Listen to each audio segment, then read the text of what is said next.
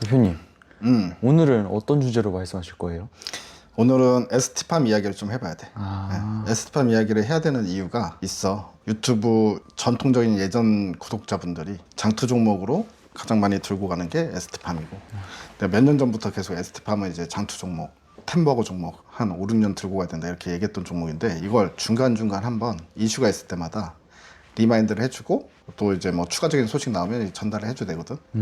그래서 오늘은 우리 구독자분들이 가장 좋아하실 ST팜에 대한 이야기를 좀 해보겠습니다. 그럼 요즘 좀 주가가 잘 올라가고 있던데 어떤 이슈가 있나요? 오늘 급등 나오면서 10만 원 돌파하고 신고가 흐름이 나오고 있어.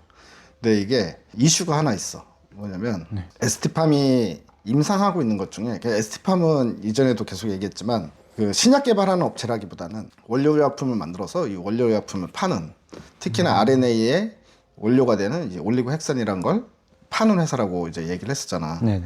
근데 그럼에도 불구하고 임상을 하고 있는 것들이 있어. 미국의 자회사도 있고 막 그러거든. 임상하고 있는 게 있는데 그 에이즈 치료제에 대한 임상을 하고 있는 게 있었어. 네, 그게 임상 이상 A 결과. 그러니까 임상 이상의 첫 번째 결과가 우리 시간으로 12월 21일 화요일 밤 11시쯤에 공개가 됩니다.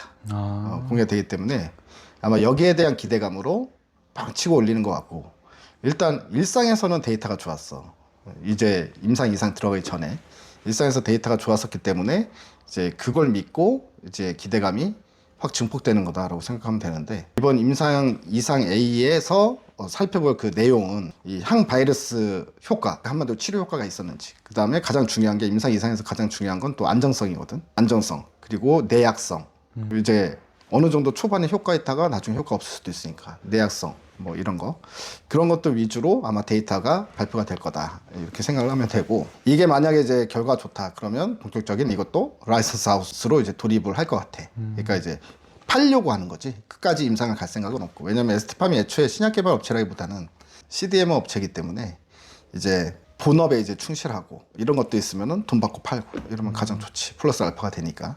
근데 에스팜은 이것뿐만이 아니라고 하더라도 실질적으로 원래 투자 포인트가 그거야. RNA 시장이 커진단 말이야. 그 코로나 전후로는 아니거든. 코로나 이후에 이 RNA 효과를 톡톡히 코로나 백신으로 봤었기 때문에, 야, 이 RNA 괜찮다. 그리고 임상 기간도 짧고, 그럼 비용도 축소되잖아. 비용도 축소되고 시간도 절약되고, 그리고 효과도 좋고. 그래서 이런저런 치료제들을 이제 전 세계에서 RNA 치료제로 임상을 하고 있는 것들이 꽤 많단 말이야. 근데 그때도 말했다시피 임상 기간이 보통 한 2년 내외에서 끝난다고. 그러면 2년 이후에 상업화가 될지 안 될지 결정이 나잖아. 그래서 상업화가 되는 업체들이 하나씩 계속 나타난단 말이지. 그러면 임상 치료로 그 고객사들한테 납품하다가 상업화가 되면 물량을 많이 납품하고 이런 식으로 가는 건데, 실질적으로 에스티팜이 매년마다 이런 식으로 올리고핵산의 매출액이 상당히 큰 폭으로 증가를 해왔었어. 올해 같은 경우도 작년 대비해서 매출이 더블 정도 나올 것 같고, 그래서 2분기 때도 보게 되면 전년 동기 대비해서 매출액이 80% 증가했고, 그 다음에 3분기도 58% 정도 증가할 것 같고, 4분기 때도 마찬가지 그 정도 사이즈로 매출액이 증가한다. 이런 지금 현재 그 전망들이 나오고 있는 상황이다. 올해도 매출이 큰 폭으로 증가를 한다. 그리고 얼마 전에 공장 증설한 것도 이제 오픈을 했기 때문에 이제 생산 능력이 커진다. 뭐 이런 것들 이제 다 봤을 때 순차적으로 얘는 자기가 할 일을 계속해서 그 목표치를 이뤄 나가면서 나가고 있기 때문에 아직도 중장기 종목으로는 괜찮다. 이렇게 이제 우리 구독자들한테 얘기를 해드리고 싶고. 네. 뭐 또 물어볼 거 있어? 그럼 아직 저평가 아니에요? 이렇게 올랐어도? 그치. 그러니까 바이오 종목들은 사실 밸류라는 게 의미가 없는데, 얘는 아직도 밸류가 저평가라고 볼 수 있고, 그 다음에 앞으로 나올 실적이나 성장성 이런 거 감안하면 앞으로도 올라갈 룸이 상당히 많다. 그렇기 때문에 지금 10만 원 넘은 거에 만족할 상황은 아니다. 이렇게 생각이 들고, 뭐 20만 원, 30만 원, 40만 원 이런 식으로 시간이 가면 갈수록 이 매출액 베이스에 따라서 적정 주가도 계속해서 변화해 나갈 것이다. 이렇게 믿고 있는 중인데, 이런 경우는 있을 수 있어. 이걸 장투하겠다라고 해서 몰빵을 해버리면 얘가 쉬어가는 동안에 다른 종목들은 막 2배, 3배 가잖아. 그러면 그 종목들 보면서 사람이란 게 마음이 흔들리지 않을 수가 없잖아.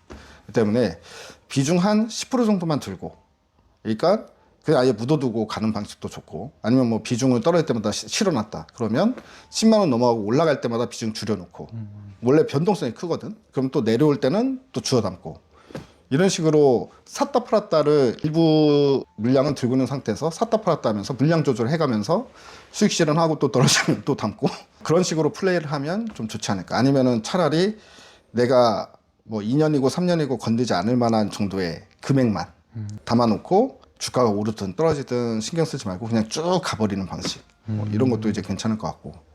뭐 어쨌든 이제 단기적으로는 에이즈 임상 소식에 따라서 주가 또 변동성이 또 분명 커질 거거든. 더 올라갈 수도 있고 또 오히려 훅 떨어질 수도 있고.